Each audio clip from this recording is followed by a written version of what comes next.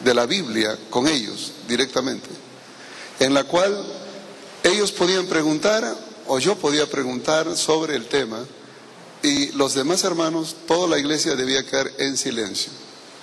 Y fue una experiencia interesante. El diálogo duró 5 horas y media, de corrido, ni para ir al baño. Y la verdad, después de 5 horas y media, creí conveniente que era suficiente. Me sentí, les puedo decir, con el corazón en la mano. Nunca me he sentido como una persona que realmente uno no sabe cómo decirle, ¿no? Que es sincera, que es fiel, que trata de hacer las cosas de Dios, pero se está desbarrancando a plena luz del día. Y por más que uno...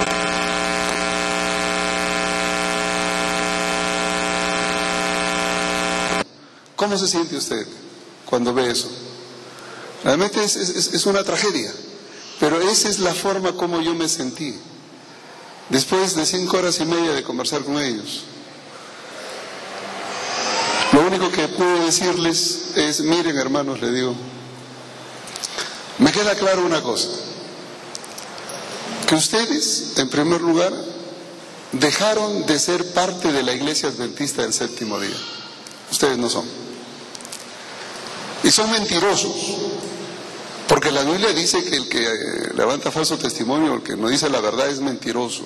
Ustedes son mentirosos porque vienen aquí a la iglesia y dicen que son adventistas del Séptimo Día, cuando no lo son.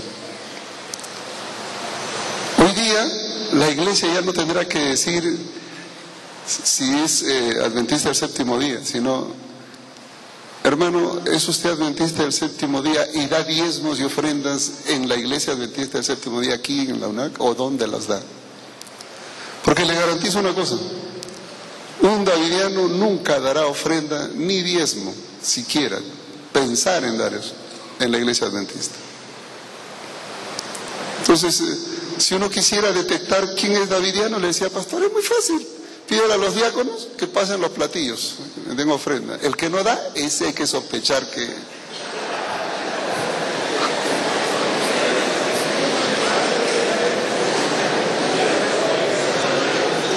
Método más rápido para identificarlos. Así que hay algunos que no tienen por costumbre traer ofrenda ni diezmos al Señor. Ya tienen espíritu davidiano. Aprovecho también para darle la bienvenida a algún davidiano que siempre llega a estas reuniones. Yo sé que hay uno aquí. Digo porque los huelo.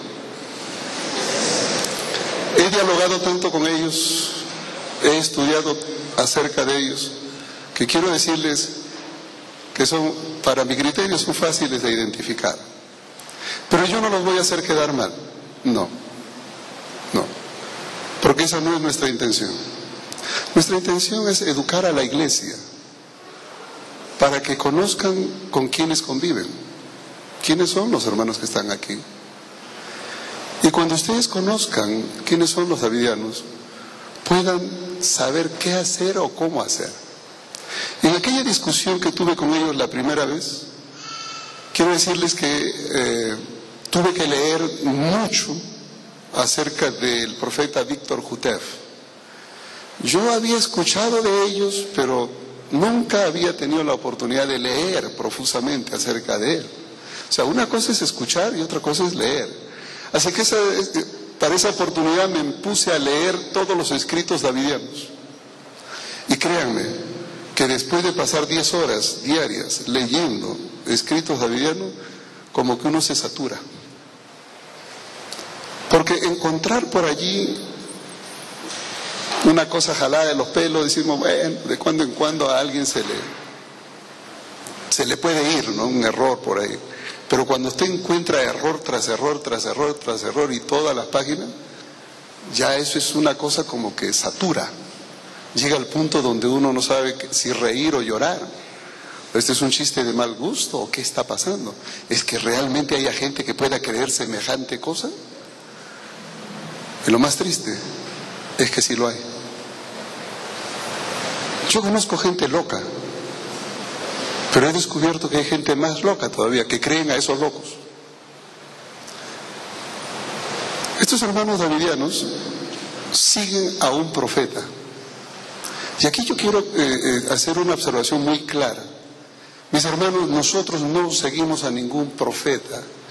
Si alguno de ustedes piensa que nosotros seguimos a Elena White, está equivocado. Nosotros no seguimos a Elena White. Nosotros seguimos la Biblia. Elena White es una mensajera de Dios. Estos hermanos siguen lo que dice su profeta, Víctor Jutef. Hay que tener mucho cuidado cuando se sigue a un hombre. Nosotros necesitamos entender cómo usar los escritos bíblicos. Y estos hermanos están fanatizados. Y son una secta que se ha enclaustrado en la Iglesia Adventista del Séptimo Día. De aquí nadie los mueve. En Estados Unidos, para que ustedes entiendan cómo cuando ellos empezaron, en Estados Unidos los hermanos le dijeron: hermanito, o sale o lo sacamos. Y como no querían salir, porque no van a salir, ¿qué creen que hacían? Traían a dos de esos diáconos bien fornidos y lo cogían el hermanito y lo levantaban prácticamente en el aire y lo sacaban y lo ponían afuera, y ni bien el hermanito estaba afuera, cogía el piso, inmediatamente se metía de regreso. ¿Y saben por qué? ¿Saben ustedes por qué no podrán la Iglesia Adventista desprenderse de un davidiano? Porque ellos son como el parásito. Realmente son parásitos espirituales. Y uso esta ilustración no para decir que son parásitos en el sentido biológico. Es una ilustración y lo digo así con cariño. Pero así como un parásito no puede vivir sin un huésped, un parásito necesita un huésped. Porque si no hay ese huésped, el parásito se muere. Eso lo sabe todo el mundo. De la misma manera, ellos necesitan de la Iglesia Adventista. Tienen que estar aquí dentro de la Iglesia Adventista. Porque si no están dentro de la Iglesia Adventista, ese movimiento se muere. ¿De dónde se nutre el movimiento davidiano? De la Iglesia Adventista. ¿Y cuál es el problema de la Iglesia Adventista? Número uno, es que no existe hoy una tendencia a un estudio serio de la Biblia. No hay. Nos hemos relajado en el estudio de la Biblia. Eso de que nosotros somos el pueblo de la Biblia, como que era para el tiempo de mis abuelitos, tiempo de mis padres. Hoy día como que ya no. Entonces nos contentamos con enseñar cosas muy ligeras, comida blanda. Y de eso se aprovechan los davidianos, para decirle: miren, nosotros tenemos comida sólida. ¿A ustedes le hablan de Apocalipsis? No. ¿Le hablan de profecía? No. Mire, véngase, yo le voy a enseñar lo que está aquí. Entonces nosotros como iglesia tenemos cierta responsabilidad. Yo le decía a los administradores en México, les digo: nosotros tenemos responsabilidad como pastores cuando no tenemos un programa de predicación que contemple profecías, elementos del fin o temas que nutran a la iglesia en esa dirección, donde los davidianos y donde las otras denominaciones o grupos disidentes están atacando. Necesitamos que la iglesia escuche temas, y hay un sinfín de hombres y mujeres capacitados para dar seminarios sobre el tema. Háganlo. Pero quiero decirles que por razones que no logro entender, raras veces se hace. En fin, ¿qué pasaría si aquí viene una persona? Imagínense por un momento, por ese sendero entra una persona con su follito de escuela sabática, con su Biblia, con su himnario adventista, entra y ni bien va entrando por el pasadizo, primero apaga su celular. Sí, la casa de Dios, apaga su celular.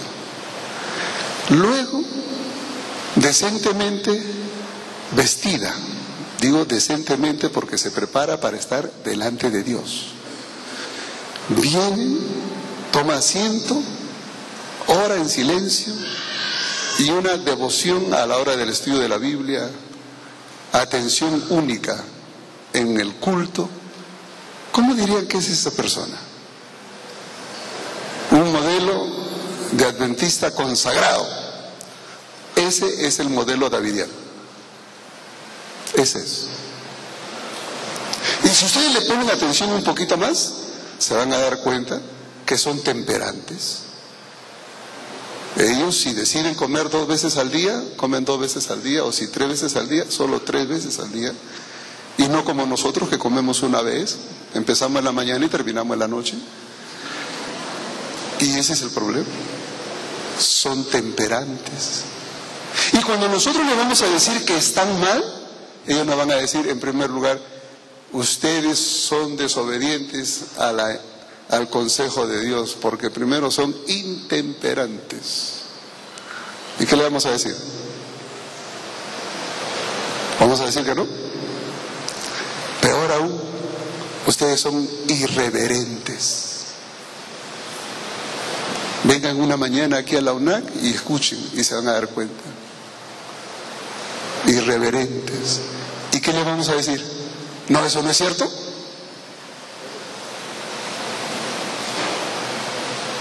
Ellos tienen razón en algunas cosas. Cuando critican a la iglesia adventista de ser intemperantes, tienen razón. Cuando dice que la iglesia adventista no hace caso al consejo de Dios a través de Elena White, tienen razón. Cuando dice que nosotros somos irreverentes en la adoración, tienen razón. Y no es porque la tengan, sino porque nosotros le damos ocasión. Les damos ocasión. Entonces, creo que parte del problema somos nosotros mismos. Tenemos que cambiar. Yo los animo para que ustedes, en primer lugar, en la adoración, realmente seamos verdaderos adoradores. Por ahí empieza. Luego, en su vida personal, practiquen la temperancia. No solo en el comer, en el trabajo, en diferente quehacer, en el descanso. La intemperancia es en todo lado, no solamente es comer. Practiquemos los remedios naturales que Dios ha dejado, porque es parte del mensaje del tercer ángel. Ellos lo viven. ¿Qué podemos decir allí? Nosotros estamos mal. ¿Tienen razón ellos? Sí. En esa parte tienen razón. Y que necesitamos mejorar, también. Necesitamos mejorar. Así que una de las primeras cosas que hago es esto: decir que en medio de todo ese caos que vienen a traer estos hermanos que han llegado como parásitos a la iglesia adventista, tienen algunas cosas buenas. Esto que estoy mencionando: reverencia en la adoración, en la casa de Dios, un fiel cumplimiento a la reforma pro salud, el estudio diligente de la Biblia, de los escritos de Elena White sobre todo. Se saben los versículos, las páginas de Elena White se las saben de memoria. Yo un día le dije a un davidiano, a mí me gustaría que así como sepas de memoria Elena White, así sepas de memoria la Biblia. Primero la Biblia y después te vas a dar cuenta. Y es que cuando la Biblia se usa mal, nueva luz. Y cuando los escritos de Elena White se usan mal, otra nueva luz.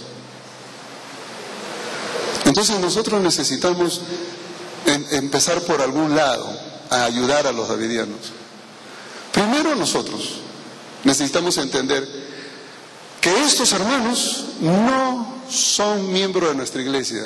Ellos no ofrendan ni diezman en la iglesia. Número 1. En segundo lugar, ellos cuando surgieron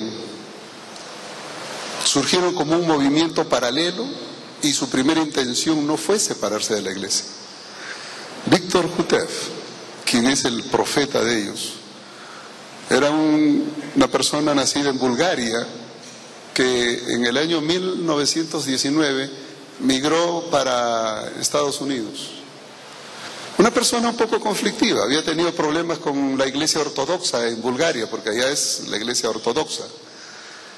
Y tuvo que salir de su país por problemas. Llegó a Estados Unidos, joven. En el año 1929, él se bautizó en la iglesia adventista del séptimo día. Y lo primero que hizo fue compenetrarse en el estudio de la Biblia. Y saben ustedes, y hablo a la iglesia, hermanos de iglesia, ustedes tienen deseo de estudiar la Biblia, eso es muy bueno. Pero cuando en la Biblia encuentren elementos que pueden confundir o no se entiende, pidan auxilio. Para eso están los pastores. Pero este colega, este amigo Víctor Hutev, comenzó a estudiar las profecías de Isaías. Y en las profecías de Isaías él comenzó a ver una nueva luz. Y todas las profecías de Isaías que anunciaban al glorioso reino de Sión cuando Cristo venga, él las comenzó a poner en otra dimensión. Y entonces armó una estructura nueva. ¿Cuál era la nueva luz que él descubrió? ¿Cómo va la cosa? Primero él descubrió lo siguiente: que el futuro glorioso de Sion no es cuando Cristo venga por segunda vez, es antes. Entonces dijo, antes de que Cristo venga por segunda vez, Cristo va a venir en forma invisible. Ojo, Cristo va a venir en forma invisible y va a llevar a todos los que han sido sellados, todos. Se los va a llevar a Jerusalén, porque esos sellados son los 144,000. Si es que tienen la sangre de Israel. ¿Y quiénes son los que tienen la sangre de Israel? Son los que por herencia son descendientes de las tribus de Israel.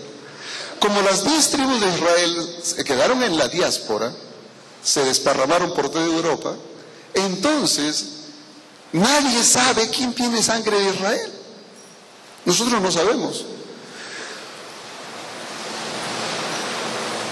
Pero Dios sí.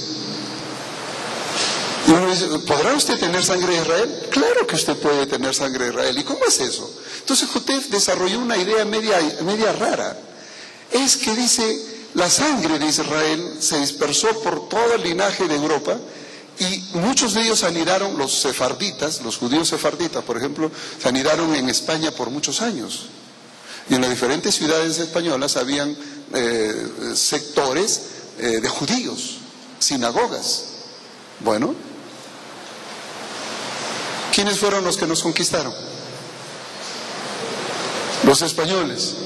Y dentro de esos españoles que vinieron, ¿habría alguno que tendría sangre sefardita o judía? Si eso es así, entonces cuando se mezclaron con los indígenas de Latinoamérica, dejaron la sangre judía también regada aquí. Así que si usted tiene sangre judía, aunque no sea judío, pero tiene sangre judía, y recibe el mensaje de la vara del pastor, usted es uno de los 144,000, garantizado. Ahora, si usted no tiene sangre judía, pero recibe el mensaje de la vara del pastor, entonces viene el premio consuelo. Usted no será de los 144,000, pero será de la gran multitud que acompaña a los 144,000. Pero los 144,000 son literales. Y entonces usted descubrió esa nueva luz, que esos 144,000 literales serían reunidos por Cristo, quien vendría en forma espiritual, invisible. Vendría para fundar su reino en Jerusalén, sacar de allí a los judíos, a los árabes, y poner su reino eterno allí. Ese sería el cumplimiento de la profecía de Daniel 2.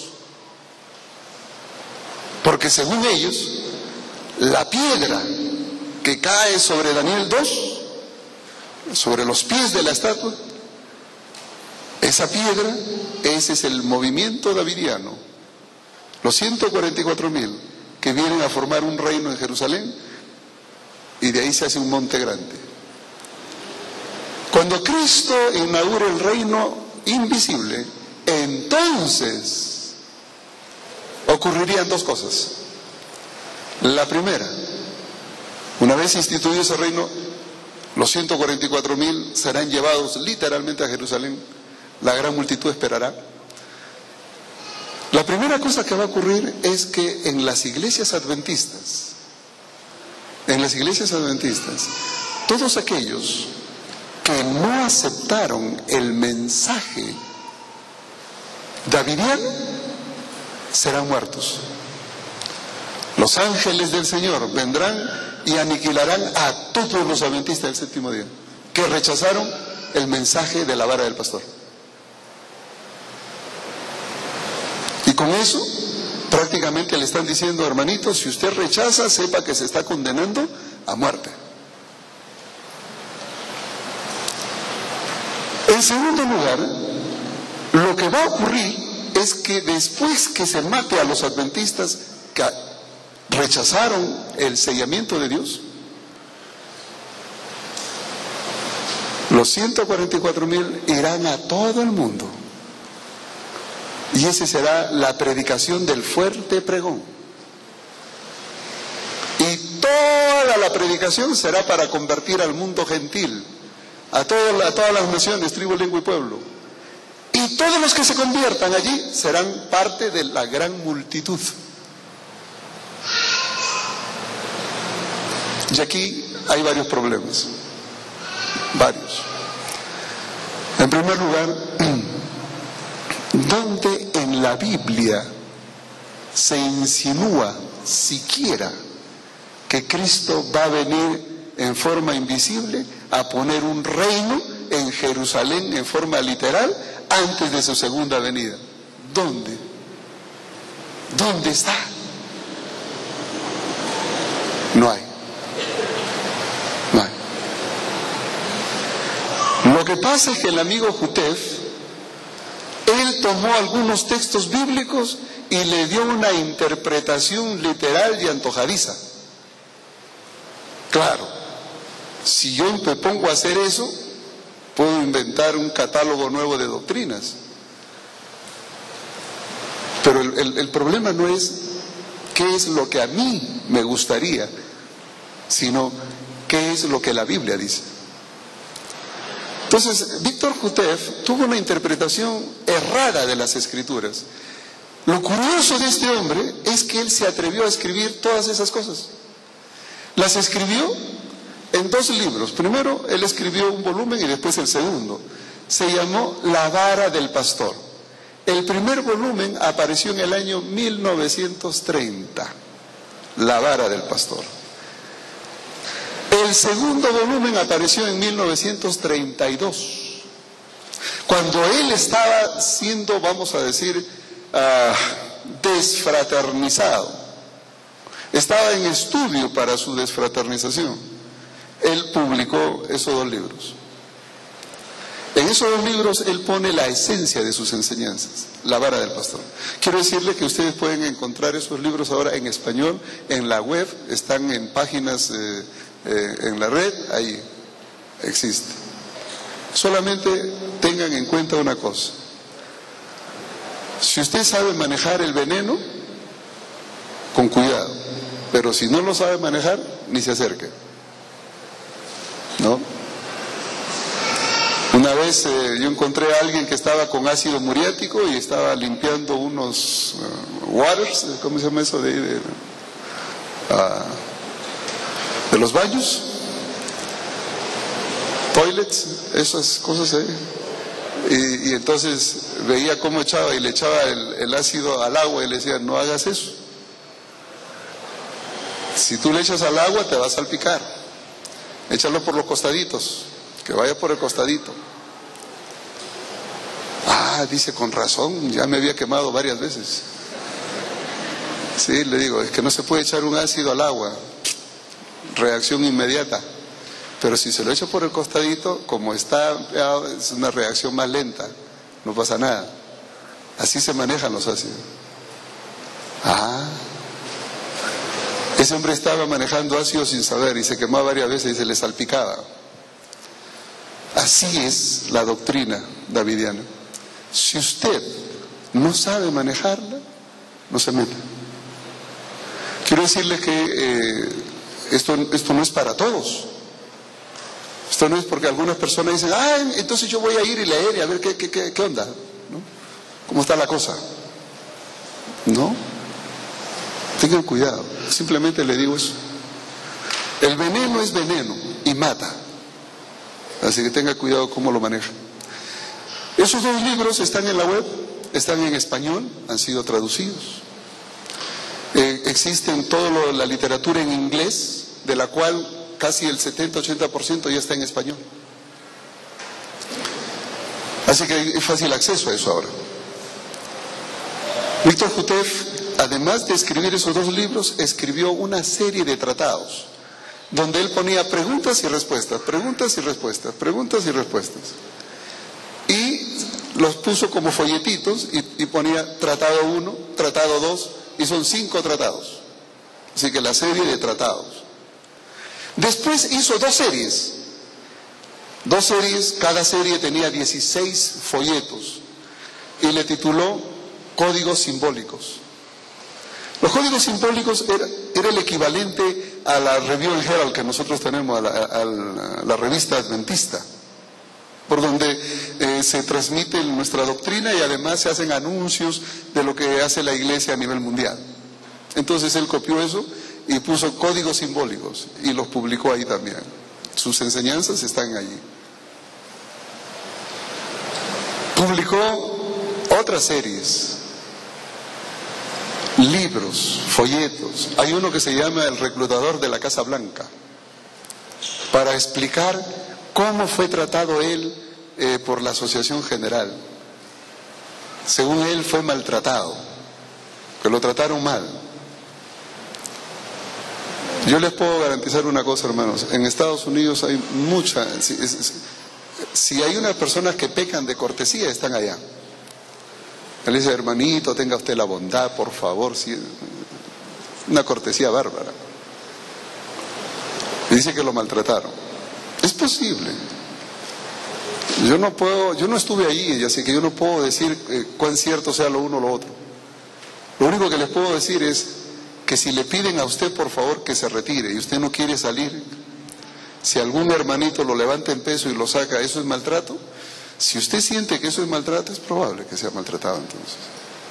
Porque muchos de los seguidores de Jutef fueron así.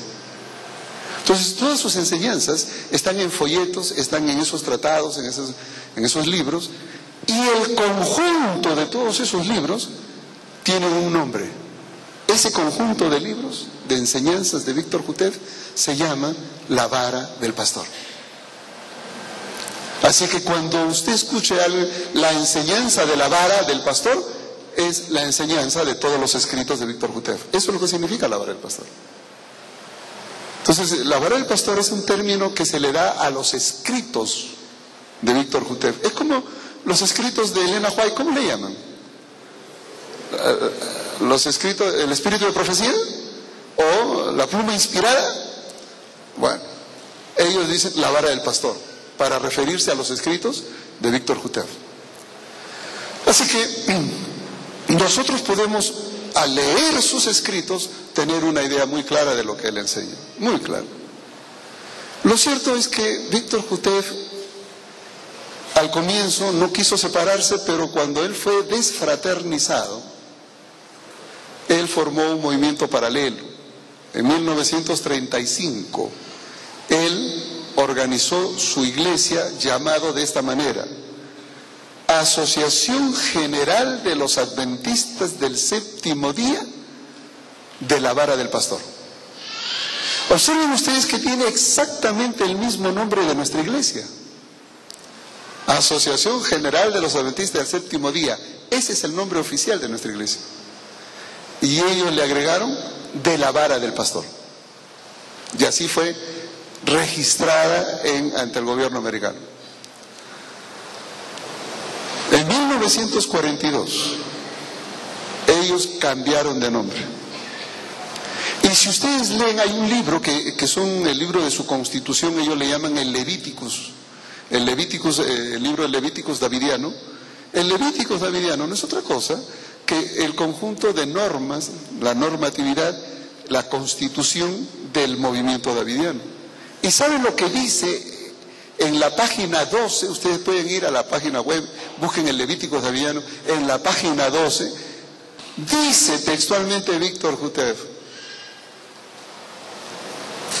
el nuevo nombre es Asociación General de los Adventistas del Séptimo Día Davidianos. Él mismo le cambió nombre. Empezó siendo de la Vara del Pastor y en 1942 le cambió a Davidianos. ¿Por qué Davidianos? Porque ese reino que Cristo viene en forma invisible para instaurar en Jerusalén con los 144,000, ese será el reino de David. Habrá un rey David que reine allí. No será el mismo rey David de hace 3,000 años, sino un David actual, nuevo, renovado, moderno, pero uno que cumpla la función del rey David de aquel tiempo. Y si esperamos un reino donde David va a ser el rey, todos los súbditos, ¿qué son? Davidianos. Así que por eso es que él cambió el nombre de la Vara del Pastor a Asociación General de los Adventistas del Séptimo Día Davidianos.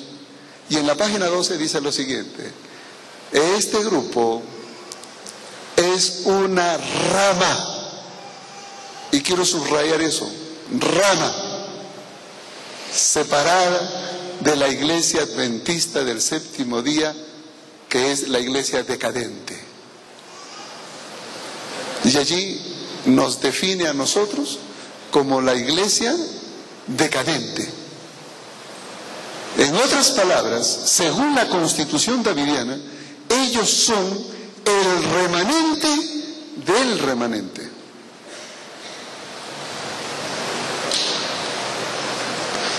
Y entonces uno se pregunta, bueno, ¿y ahora quién podrá salvarnos? Porque si ellos son el remanente del remanente, ¿cómo le digo yo a ellos que eso no es así? Miren, yo me tomé el tiempo para leer de la literatura davidiana.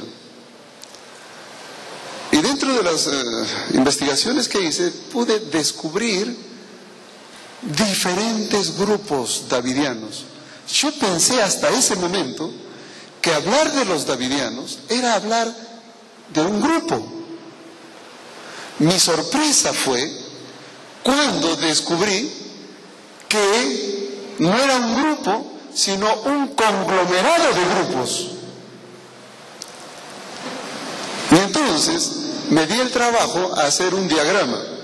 En esta edición, este es uno de los libros que publiqué sobre los davidianos en México, pusimos un diagrama. Yo hubiera querido tener la posibilidad de hacer un diagrama, pero la pantalla acá es muy chiquita, así que a última hora desistí presentarle el diagrama, porque la verdad no se leería. Pero yo quisiera indicarles que para ayudar a la iglesia a entender este problema de los davidianos, hicimos un diagrama donde nosotros mostramos que los grupos davidianos prácticamente podemos dividirlos en dos grandes bloques. Diríamos el bloque conservador y el bloque liberal. De este lado de acá, el bloque liberal.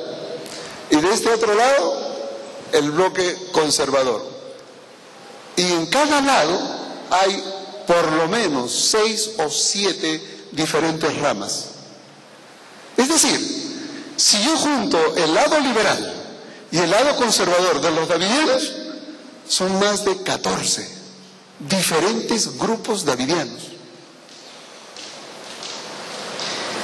Entonces, cuando yo me encuentro con un davidiano, yo le hago la pregunta que una vez se la hice a un pastor davidiano. En Estados Unidos fui a buscar a los davidianos, porque yo, como estaba escribiendo esto, necesitaba entender algunos problemas que a veces leyendo no se entiende. Uno tiene que conversar con la misma persona. Y como Jotef ya se murió, pues vamos a sus discípulos. Y busqué a uno y le dije la pregunta del millón: ¿cómo sé yo? Pero yo le dije, mire, yo conozco la doctrina davidiana, a mí no me tiene que convencer de esto, del otro, ya todo eso lo conozco. Lo que yo no entiendo es a qué grupo me tengo que congregar si yo quisiera ser davidiano. ¿A qué grupo? ¿Al grupo que está en California? ¿Al grupo que está en Carolina del Norte? ¿Al grupo que está en Nueva York? ¿Al grupo que está en Texas? ¿A qué grupo? Porque hay diferentes grupos. Y entonces me dijo, no, pero es que tú tienes que seguir lo que dice el profeta. ¿Y qué dice el profeta? Y entonces ahí me sacó una profecía de Miqueas, donde decía que el pueblo de Dios estaba en el centro de la tierra, puesto por Dios en el centro de la tierra. El centro de la tierra. Entonces yo dije, sí, y me dice, nosotros estamos en el centro de la tierra. Los otros grupos no, nosotros estamos en el centro de la tierra. A ver, explícame un poquito cómo es eso del centro de la tierra. Dice, mira, de la costa atlántica a la costa del Pacífico, Estados Unidos. De esta costa atlántica a la del Pacífico, el centro está aquí en Waco, Texas. Aquí estamos nosotros. Ese es el centro de la tierra y ahí está nuestra sede. Nosotros somos el pueblo genuino porque estamos en el centro de la tierra. Madre mía, dije. ¡Qué barbaridad!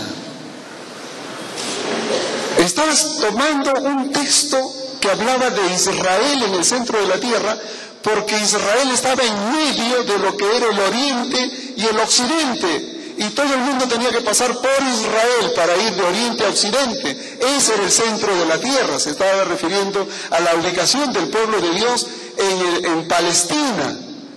Y él ahora me saca ese pasaje, lo transporta geográficamente a Estados Unidos y entonces me pone de la costa atlántica al Pacífico, el centro está aquí en Waco, Texas. No, hombre.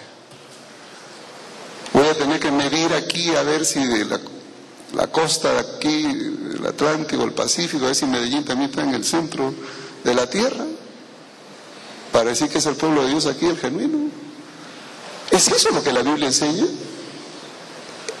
Eso es lo que interpretó Jotef. ¿Se imaginan un profeta de esa categoría?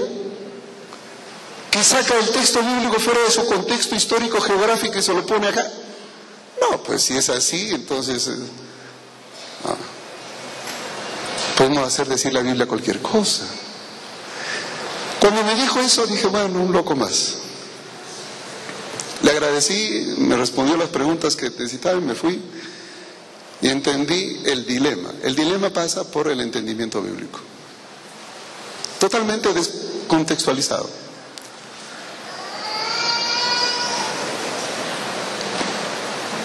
Jotef dio origen a dos ramas. Y voy a explicar por qué hay rama liberal y rama conservadora. Porque si ustedes no entienden esto, van a confundir muchas cosas. Yo escucho muchos comentarios y digo, es que no es así. He leído varios artículos, inclusive alguien me mandó a Estados Unidos una vez un documento, me dijo, mira, yo no puedo ir a una convención, pero tú vas a estar ahí, lee mi documento. Y yo fui a esa convención y no leí el documento, porque no me llegó a tiempo en primer lugar, y me llegó después que terminó la convención. Así que lo que hice yo fue exponer mi concepción del problema. Pero cuando me llegó el documento, lo leí y dije, no, o sea, aunque me hubiera llegado a tiempo, yo no lo leía. Primero porque no estaba de acuerdo con lo que estaba escrito ahí. No lo podía leer. Y entonces, cuando regresé, lo llamé al colega, era un profesor de Andrews, y le dije, hermano, no leí tu documento simplemente porque no me llegó, pero aunque me hubiese llegado, tampoco lo leía. Simplemente por una razón. Tu documento tiene confusión. Ahí estás uniendo dos problemas en uno y tienes que separar. Y le expliqué la razón. ¿Cuál era? Es que mucha gente comenta de los davidianos como que fuera un solo bloque. Y son dos. Por eso es que yo entiendo a los davidianos. Si hay alguno aquí, quiero decirle que en ese sentido yo tengo que ser honesto, no puedo acusarlo de lo que no son. Yo entiendo cuando se molestan, cuando dicen así no es. Por supuesto que así no es. Yo sé que así no es, pero eso no quiere decir que estén bien. Hay dos bloques y hay que separarlos. ¿Cuáles son los dos? El bloque liberal, que fue organizado en 1955, cuando Jutef murió en febrero 5 del 1955. En ese momento, Benjamín Roden, uno de los seguidores de Víctor Jutef, se separó de la rama principal porque hasta la muerte de Jutef era un solo movimiento. Claro, mientras el papá vivía, un solo movimiento. Pero cuando él murió en el 55, Benjamín Roden se separó y entonces formó lo que él llamó la rama davidiana. Ese fue el nombre que le dio, rama davidiana, o en inglés lo que se conoce como el branch Davidian. Este branch Davidian es muy importante porque él se separó un poco, se radicalizó de la idea de Jutef. ¿En qué sentido? Jutef enseñaba que la matanza, ¿se acuerdan del reino que va a ser instaurado en Jerusalén? Y tan pronto el reino es instaurado, ¿qué va a pasar? Dos cosas. Primero, los adventistas serán muertos. Esa es la matanza de Ezequiel 9. Esa matanza, decía Jutef, la van a ejecutar los ángeles de Dios. Los ángeles de Dios vendrán y así como en Egipto cortarán cabeza, pero a todos los adventistas que rechazaron el mensaje de la vara del pastor. Pero Benjamín Roden, él tomó un distanciamiento de esa posición y Benjamín Roden dijo, no van a ser los ángeles del Señor, vamos a ser nosotros. Fue Benjamín Roden el que tomó la interpretación de que eran los mismos davidianos quienes debían ejecutar la matanza de Ezequiel 9. Y esa es la razón por qué entonces él comenzó a armarse y a equipar a la iglesia davidiana radical para que entrenen al tiro al blanco, porque tenían que cumplir una misión. ¿Cuál? Ejecutar la matanza de los adventistas que despreciaron el mensaje davidiano. Entonces, entre el bloque conservador, los conservadores dicen que la matanza, ¿quiénes la harán? Los ángeles. Los radicales, con Ben Roden, su fundador, dicen no son los ángeles, somos nosotros.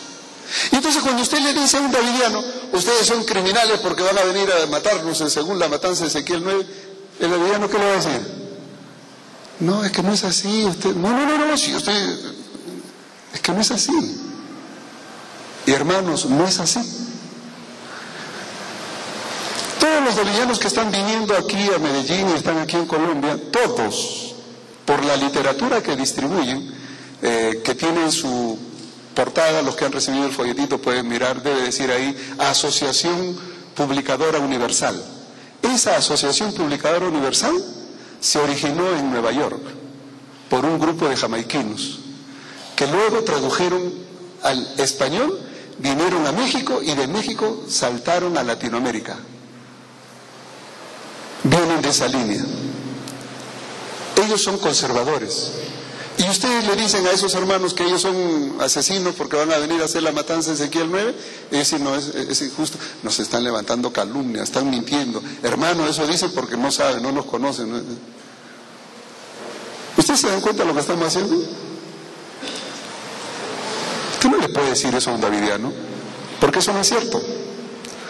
Ellos son conservadores, ellos piensan que son los ángeles de Dios quienes van a hacer el trabajo.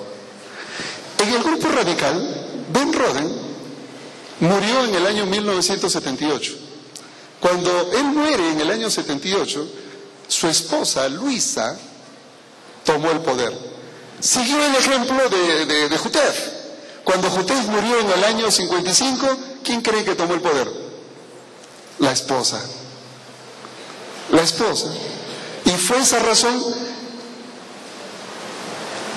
la que motivó a que algunos, no solo Benjamín Roden se separó, sino que hubieron otros que también se separaron. Y dentro de esos otros hay un nombre que es el que más se ha empeñado en trabajar en el asunto de publicaciones. Su nombre es Donald Adair. Si ustedes alguna vez escuchan a Donald Adair, él todavía vive, debe tener alrededor de 82. Yo calculo que por la edad debe estar entre los 82 y 84 años, más o menos. Vive en la ciudad de Salem, en Carolina del Norte, y él ha sido uno de los grandes publicadores, literalmente en masa, de las publicaciones de Víctor Jutef. Él hizo de las publicaciones de Víctor Jutef lo que la hermana Huay dice que hay que hacer de sus publicaciones, que deben distribuirse como hojas de otoño, literalmente. Bueno, Donald Adair, él escribió un libro donde él cuenta su testimonio, cómo conoció el mundo davidiano y cómo lo percibió él. Él conoció a los davidianos en su juventud. Tendría entre 18 y 19 años cuando conoció a Víctor Jutef. Se quedó con Víctor Jutef y Víctor Jutef, el profeta davidiano, fue su maestro. Y él lo único que conoce es la doctrina davidiana porque se crió a los pies de Jutef. Y cuando Jutef murió en el 55, si alguien debía ser considerado un colaborador del movimiento, debía ser Donald Adair y otro hermano Barden, que había sido inclusive obrero en la iglesia adventista. Pero no, la esposa Florence Jutef tomó el poder y eso hizo que Adair se retirara, al igual que Benjamín Roden originara la rama davidiana. Adair se retiró, pero no originó nada, simplemente se retiró y formaron lo que sería luego el movimiento de restauración. Pero dejemos ahí un ratito y les hablo de Ben Roden, luego les hablo del otro, para que entiendan el problema. Es que muere en el 78 Roden, la esposa hace lo mismo que la de Jutef, toma el poder, y como ella no tenía un liderazgo fuerte, se toma de un joven que acababa de llegar a la iglesia adventista en ese año 78. Su nombre, el amigo Howell, que después se cambiaría de nombre a David Koresh. Vernon Howell era un joven guitarrista, líder, y Luisa Roden le dio cabida para que le ayudase en el liderazgo con los jóvenes. Luisa tenía, y Benjamín Roden tenía un hijo, se llamaba George Roden. En realidad el hijo debía ser el que debía estar ahí, pero el hijo era no era muy dinámico, que digamos. Y Vernon Howell tenía más chispa, tenía liderazgo. Y entonces la esposa usó a Vernon Howell. Y es allí donde empezó el problema. Porque entonces cuando muere Luisa, quien despierta la realidad y quiere tomar el liderazgo es el hijo, George Roden. Pero se encuentra con que Howell había captado el liderazgo de todos los jóvenes. Y entonces, como no pudieron solucionar sus problemas a buenas, ¿qué creen que hicieron? Cogieron a tiros, porque como tenían armas ellos, adventistas, davidianos, se cogieron a balazos, literalmente, y fueron a corte. Y el juez dice, bueno, nosotros tenemos que legislar el problema de líos de aquí de las balas, pero de ahí de la iglesia es el problema de ustedes. Y entonces dijeron, si este es un problema religioso, el juez dijo que la iglesia decida quién quiere ser su líder y que ese es su problema de la iglesia. Y la iglesia decidió que Howell sea su líder, porque él había estado con ellos. Y es así como Howell aparece como líder de esa rama davidiana. Se cambió del nombre a David Koresh y la historia de él termina en 1993, en abril, cuando murió calcinado con otras tantas personas allí, entre niños y mujeres. Y créanme que hasta el día de hoy hay gente que espera que él resucite conforme el Mesías resucitó al tercer día. Primero pensó que eran a los 3 meses, después a los 3 años. Siguen esperando. Así que el movimiento de David Koresh no ha muerto, sigue latente, está latente. Pero quiero decirles algo más. Resulta que paralelo a Howell, como se cogieron a balazos con George Roden, entonces un grupo de la rama davidiana decidió organizarse de otra manera. Y un señor llamado Charles Pace organizó una congregación separada de Koresh, y luego Teresa Moore organizó una congregación liderada por mujeres de la misma rama davidiana, y ellos siguen activos en diferentes lugares de Estados Unidos. Es decir, la rama radical no ha muerto. Siguen los seguidores de Teresa Moore o de Charles Pace, siguen allí, y los de David Koresh todavía siguen esperando que resucite y están ahí latentes. Así que decir que la rama davidiana, aquellos que creen que son los encargados de matar a los adventistas del séptimo día, se acabaron con la muerte de Koresh, están equivocados. Están ahí. Lo bueno de esto, ¿saben qué es, hermanos? Es que ellos no han salido de Estados Unidos, ellos están allá. El problema es allá. Los que nos visitan aquí son harina de otro costal. Esos son davidianos conservadores. Son aquellos que creen que la ejecución de la matanza la va a realizar los ángeles. Ya. O sea, no tenemos que achacarles a ellos lo que otros dicen. Son davidianos, pero de otro lado. ¿Ok? Hay que hacer la diferencia. Ahora, dentro de ese grupo existen el grupo de Florence Kutev. ¿Le digo qué hizo Florence? Para que vean el error davidiano. Claro que los davidianos aceptan esto y ellos critican a Florence Kutev, por supuesto. Y es que Florence Kutev, la esposa de Víctor Kutev, fue una impostora.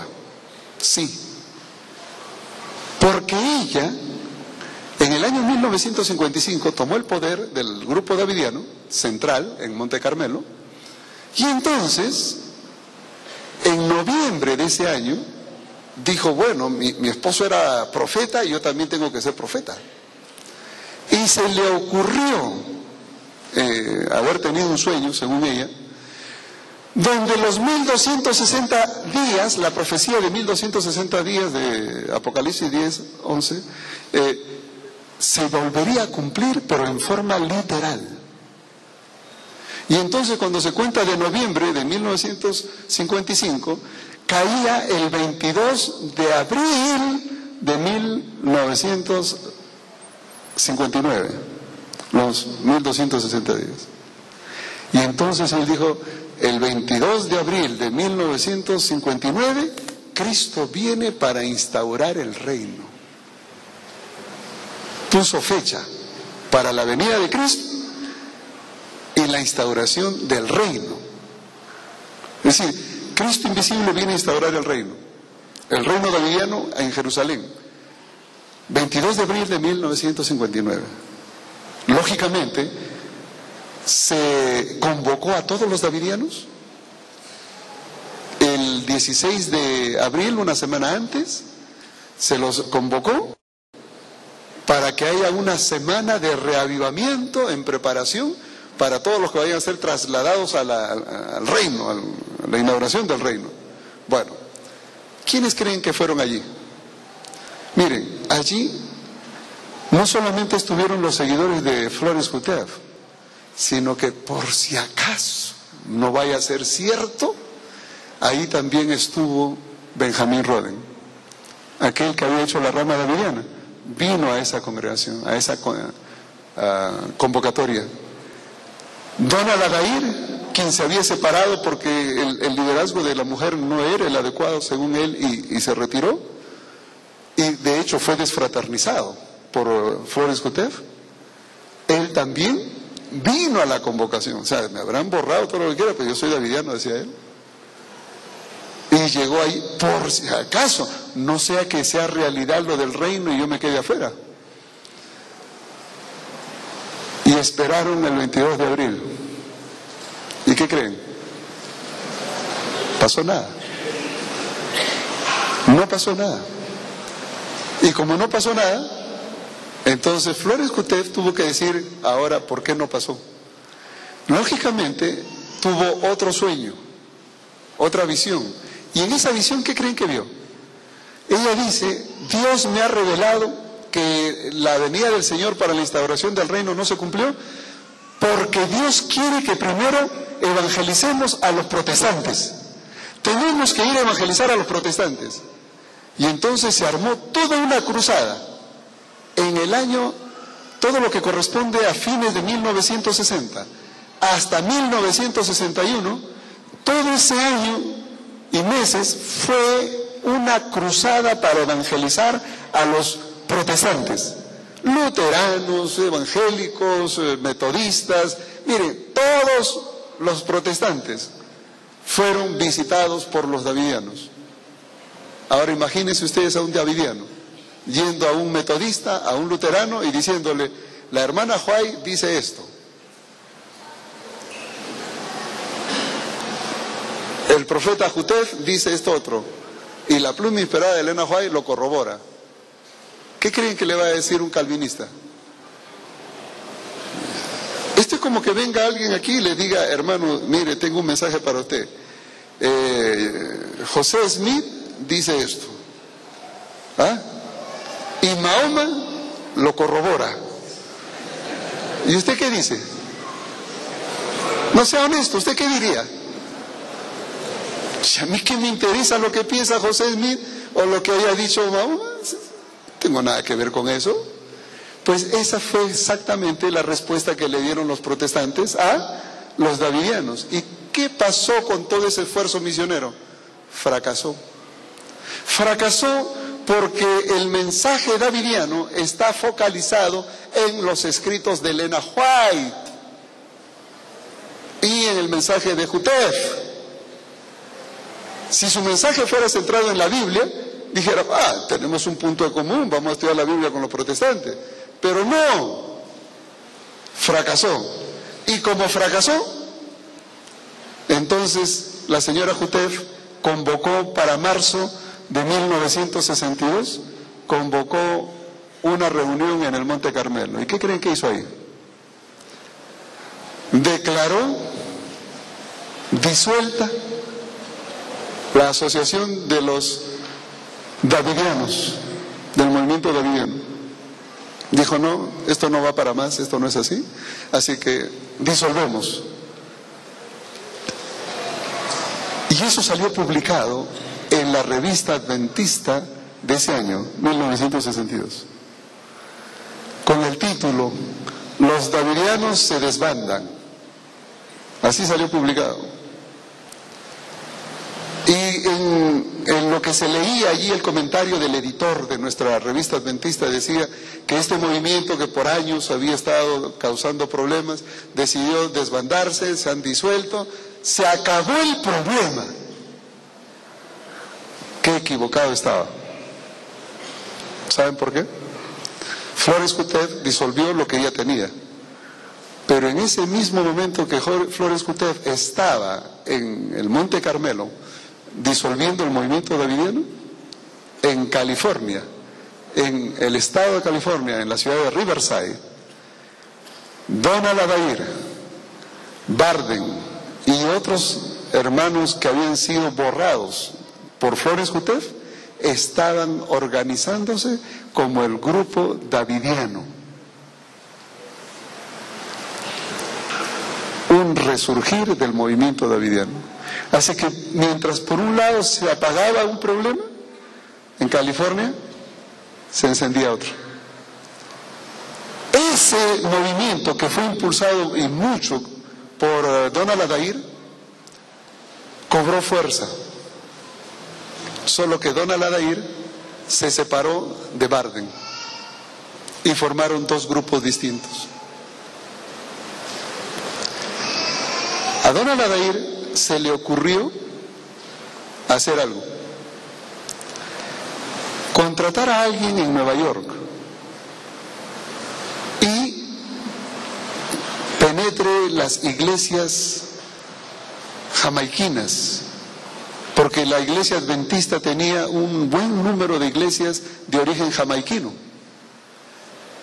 Y entonces contrataron a un señor, y aquí les tengo el nombre, pues yo lo puse aquí con nombre y apellido, Tony Hibbert. Tony Hibbert fue contratado por Donald Adair para ir y predicar a los adventistas de Nueva York, especialmente a los de raza negra de origen jamaiquino. Y Tony Hibbert tuvo un éxito rotundo. Dividió a la iglesia adventista. Y cuando vio que el grupo estaba bueno, ¿saben qué hizo? En el año 1982, él se constituyó como jefe del grupo davidiano de Nueva York. Entonces ya no estaba el grupo de Barden solo, estaba ahora el de Donald Adair. Perdón, Donald Adair, su sede es en la ciudad de Salem, en Carolina del Sur, no del norte, sino del sur. Y de paso, en Carolina del Sur, en la ciudad de Salem, es el único lugar en todo Estados Unidos y Latinoamérica donde la iglesia davidiana tiene un local propio. Los davidianos no tienen iglesia. Donald Adair fue el único que ha construido una iglesia davidiana. Bueno, Tony Hibbert se introdujo en Nueva York y Tony Hibbert fue el que organizó la publicadora, la Asociación Publicadora Universal, Tony Hibbert. Y yo me entrevisté con uno de los seguidores de Tony Hibbert, un pastor asistente. Dios me lo puso en el camino, porque si yo hubiera buscado las oficinas no los hubiera encontrado. Pero me lo puso en el camino. Y le dije, ¿por qué yo tengo que seguir el grupo de ustedes y no el de Donald Adair? Esa fue mi pregunta directa. Y le digo, si ustedes enseñan lo mismo, están usando los mismos materiales, publican lo mismo, ¿por qué yo tendría que unirme a ti y no a él? ¿Qué es lo que él tiene de malo? ¿Por qué no él y tú sí? ¿Cuál es el problema con Donald Adair? Y mi pregunta iba directa a una respuesta que me ayude a mí a entender la problemática interna. Cosas que no se publican, pero que se viven. Y lo que yo escuché me llamó la atención. Ese pastor me dijo, nosotros nos hemos separado de Donald Adair porque él es racista. Nosotros hemos crecido en Nueva York, hemos hecho un buen trabajo, hemos crecido, eso significa destruido muchas iglesias adventistas. Y Donald Adair no nos permite compartir la administración con él porque solamente somos de color y él quiere que solo los blancos administren. Y nosotros, debido a esa discriminación, nos hemos separado. Y nosotros sí aceptamos linaje que sea, pero la mayoría de nosotros somos de color e hispanos. Y ahí fue donde entró el asunto hispano. Y algo más. Nosotros estamos reclutando gente hispana que sea bilingüe. Y lo que él pasó luego fue a ver si yo podía trabajar con ellos. Yo le dije que yo ya tenía otro trabajo. Este era mi trabajo. Escribir sobre ellos. Pero allí entendí no solamente cómo es que trabajaban, sino las estrategias de trabajo. Por eso a los davidianos que puedan estar presentes le digo, no solamente conozco lo que piensan, sino aún cómo trabajan. Y les digo, son deshonestos, nada más. Esa asociación publicadora tiene una sede postal en Waco, Texas, porque para un davidiano ser de Waco, Texas es crucial, porque ese es el centro de la tierra. Según el profeta Jutef, ese es el centro de la tierra. Entonces es crucial. Y todos tienen casilla postal allí. Yo le dije, oye, espérate, quiero hacer una pregunta. Le digo, mira, aquel que está en la cuadra aquella, me entregó este folleto y se lo mostré. Me dijo, mira, me dio este folleto. Esto es tuyo, ¿verdad? Sí. Ok. Le digo, mira lo que dice aquí. Aquí dice casilla postal Loma Linda, California. ¿Cómo me dices tú que tú tienes tu sede en el centro de la tierra si acá dice Loma Linda, California? ¿Cómo me explicas eso? Ustedes no se imaginan las preguntas que uno tiene que hacer a veces para poder investigar. Me dijo, no, es que eso se obedece a otra cosa. Mira, me dice, si nosotros ponemos Waco, Texas, la iglesia adventista está advertida que cualquier cosa que venga de Waco, Texas, es davidiano. Eso lo sabe todo el mundo. Pero nosotros ponemos Loma Linda porque pues hay una universidad en Loma Linda y entonces piensan que somos de la iglesia de Loma Linda, la universidad de Loma Linda, la comunidad de Loma Linda. Y todas las cartas que lleguen a Loma Linda son juntadas y enviadas como paquete hacia Waco, Texas. En otras palabras, ese es un despiste. Ah, qué bueno, le digo. Cuando pueda lo voy a hacer público. Les digo cómo trabajan. Son muy ingeniosos. Yo conté 7 grupos. Les puedo decir sus líderes. Barden es uno de ellos. Bingham es otro. Donald Adair es un tercero. Tony Hiver es un cuarto. Jordan es otro. Jordan era de Trinidad y Tobago y evangelizó Canadá. Peter Nosworthy es otro. Mike Smithson otro. Y miren, podríamos citar la historia de cada uno de ellos. Pero a mí me interesa que ustedes sepan lo de Tony Hiver porque ese es el movimiento que viene para acá. El trabajo conjunto que hicieron en un primer momento Donald Adair y Tony Hiver, ellos son los que vienen para acá. Ahora, yo lo que no sé es si los davidianos saben eso. Porque entonces cuando yo veo una cosa de estas, un día le dije a los hermanos de México, hermanos, sáquenle fotocopia a esta hojita. Y díganle a un davidiano, dime, de todos estos grupos davidianos, ¿dónde estás tú? Dime, ¿dónde estás tú? Y no solamente digan, ¿dónde estás tú? Sino, ¿cómo sabes tú que ese es el grupo bueno y no es el otro? Ese es el problema. O sea, saber la historia de los davidianos no es solamente entretener el tiempo, no. Es para cuestionar. ¿A qué grupo perteneces? ¿Y qué evidencia tienes tú de que ese es el bueno y no el otro? Yo, para estar seguro, mejor estoy en la iglesia adventista. Esa es la razón por qué no soy davidiano. Y les digo por qué. Porque la hermana White dice que Dios no dirige grupos pequeños por aquí y por allá como ovejas descarriadas, sino que Dios dirige un pueblo. Voy a leerles una cita que la señora White tiene en cuanto a este asunto.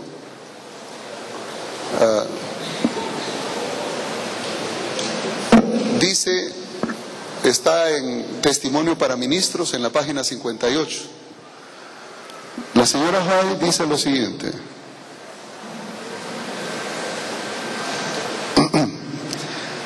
Dios tiene una iglesia sobre la tierra compuesta por su pueblo escogido, que guarda sus mandamientos.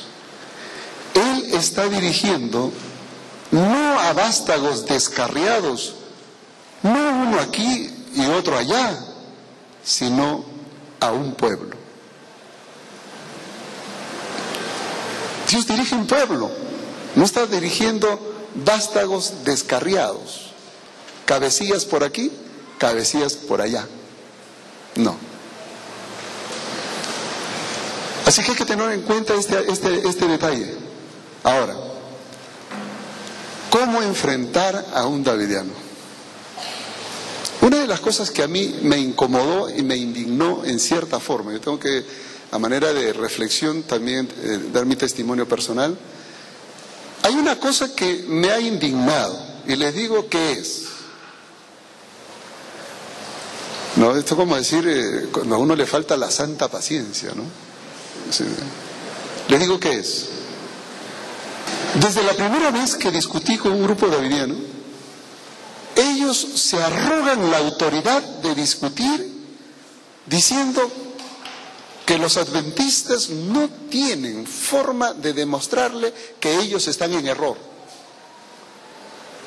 Y cuando leí la literatura davidiana, en su literatura, ellos citan que invitaron al secretario de la Asociación General, al departamental X de la Asociación General, del White State de la Asociación General y todo eso, y nadie le supo contestar a estas cosas.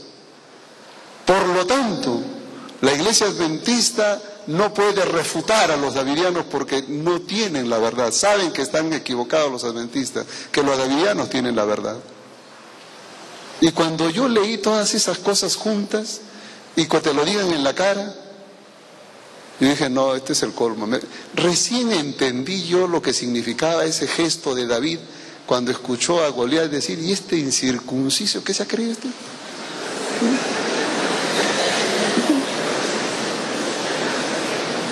Y es que, ¿no? La efervescencia. Y entonces yo le dije una cosa a estos hermanos, le digo, yo solamente les voy a hacer lo siguiente. Yo les voy a escribir un artículo donde voy a plantear el problema y se lo voy a dar para que ustedes lo lean, me contestan cuando quieran. Y esa fue la motivación. Yo le dije, Señor, estos hermanos están desafiándote. Lo único que podemos hacer es demostrarle que están en error. Pero yo voy a dedicar el tiempo, pero yo necesito que tú pongas lo que a mí me falta, sabiduría. Y durante los años que tomé tiempo para investigar, he visto cómo Dios de una manera circunstancial va guiando una y otra cosa. Y a través de las diferentes discusiones que hemos tenido con los davidianos, el Señor me ayudó a entender mejor el problema. De ahí que aprendí que la mejor forma de aprender de otro es discutiendo, intercambiando. Pero siempre de la palabra de Dios, siempre. Y esta mañana yo quisiera compartir con ustedes por lo menos la esencia de eso. Hoy día quiero introducir el aspecto, mañana en la mañana lo continuamos, pero quiero introducir la esencia, basado en lo siguiente. Acá hay una cita que yo la puse, la leí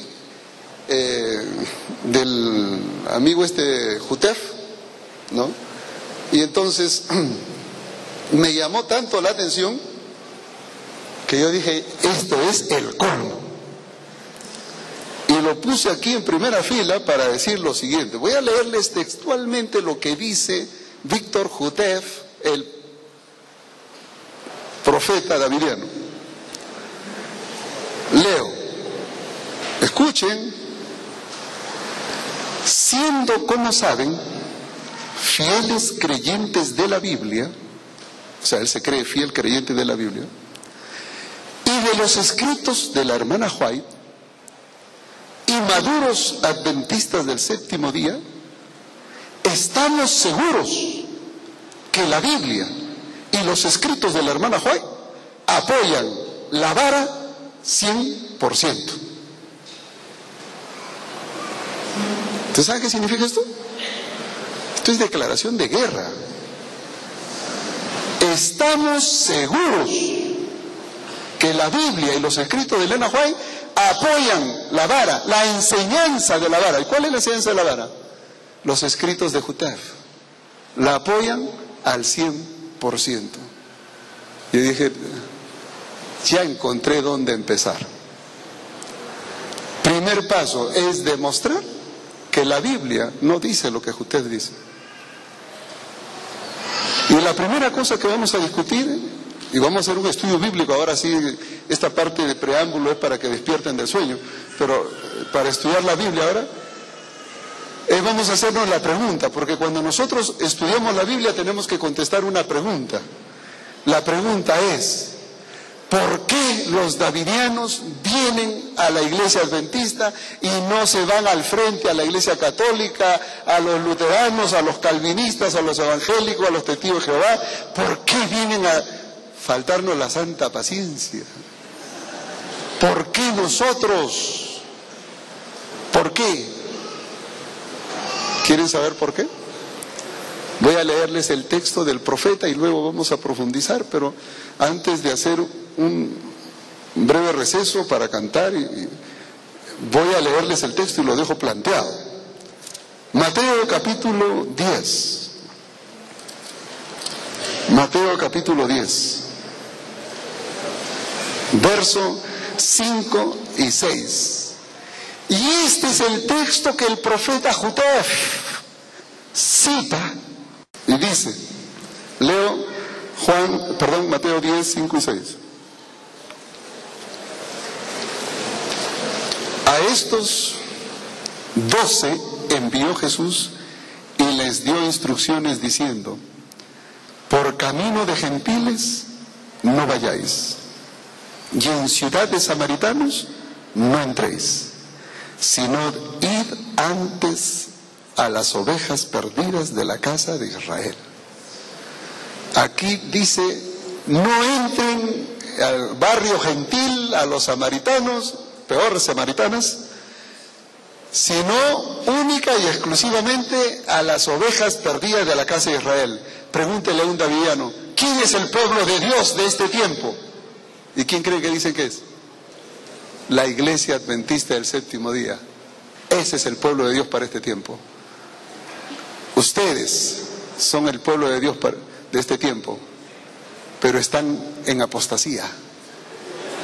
Y Dios nos ha mandado con un mensaje para ustedes. ¿Pueden creer eso? La pregunta es, ¿la Biblia apoya ese mensaje? ¿La hermana Huay apoya ese mensaje al 100%? Cuando volvamos, vamos a contestar, a ver si es cierto lo que el profeta dice. Un comercial, volvemos.